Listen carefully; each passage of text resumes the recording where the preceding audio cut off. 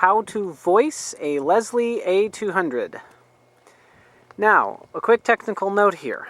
A lot of people will call this process tuning. However, that is not what is happening. Tuning implies to change the pitch.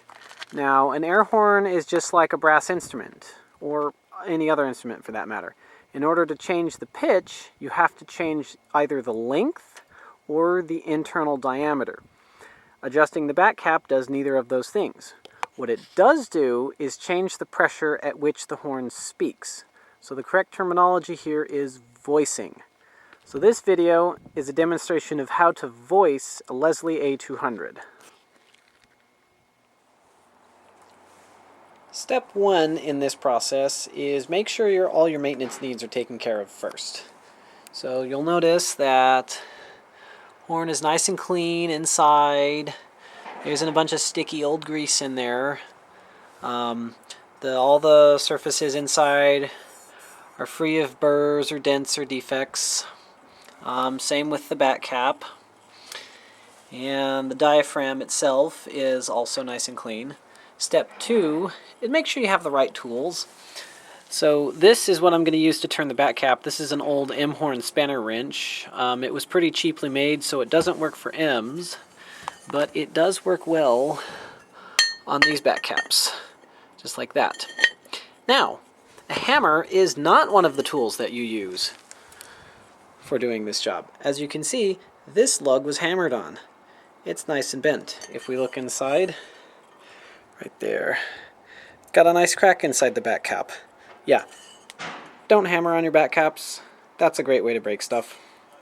Now, one thing that some people may not know about, this is the diaphragm for an A-200.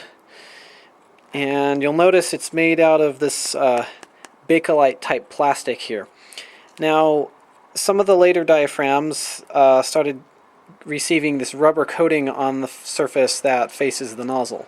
Most A-200 diaphragms are going to be this type with the rubber coating. But if yours does not have the rubber coating, you'll notice that this has a slight raised ridge on it. That raised ridge goes against the nozzle.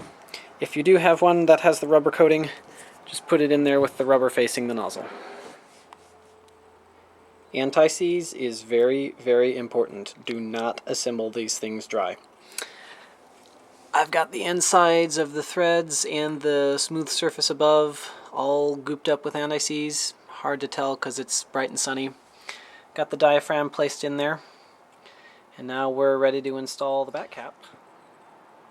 Okay, so as with other screw-in back cap horns, such as M's, or other Tyfons, E2s, what have you, you want to put the back cap in straight, seat it down there, and then turn it backwards until you feel it click and engage the threads.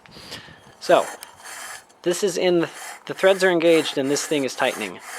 This is super, super easy, effortless. That's how it should be. If anything is tight or binding up, stop immediately.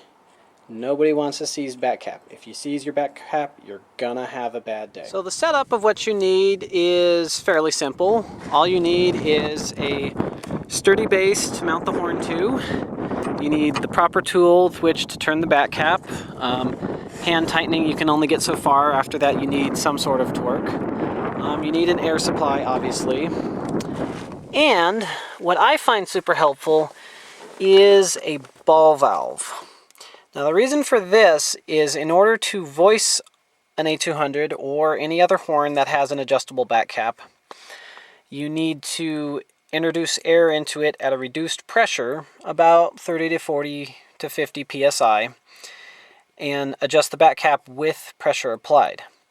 Now you can sit there and try and fumble with a manual valve and hold it open, or you can just do it the easy way and crack a ball valve open about halfway. Now, one quick note on the hardware on these A-200s and other Tyfons is that it is a 3/8 square head bolt. It is a castle nut. Now, ideally the bolt would be drilled for a cotter pin, however this bolt is not. That's fine, it'll still work. Now, really important, there is a lock washer in between the two sides of the clamp. Now that's really important because without that lock washer, you could over tighten this. And what happens on these Tyfons a lot is they like to break right here. And when that happens, well, you can't clamp the head down anymore. It'll still work, but it comes untuned pretty easily. So make sure you have that lock washer in place. Alright, so just a quick overview of the actual voicing process. You want to have the back cap installed, but loosely. You open up a ball valve. I like to use a ball valve. Open up about halfway. With air running through the horn, you tighten up the back cap. And you want to go from a buzz to a solid tone. So basically a buzz to a hum. It's a very subtle difference.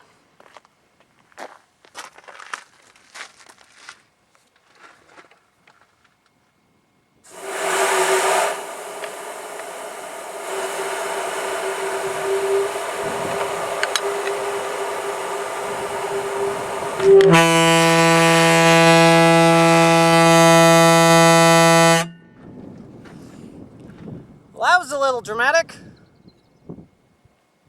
So after doing that, my right ear has a little bit of ringing to it.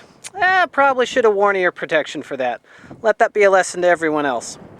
So the last part of any voicing job, after you have it voiced, tighten down your clamp screw. Make sure that's all tight. Don't over tighten it and break things. And have some fun.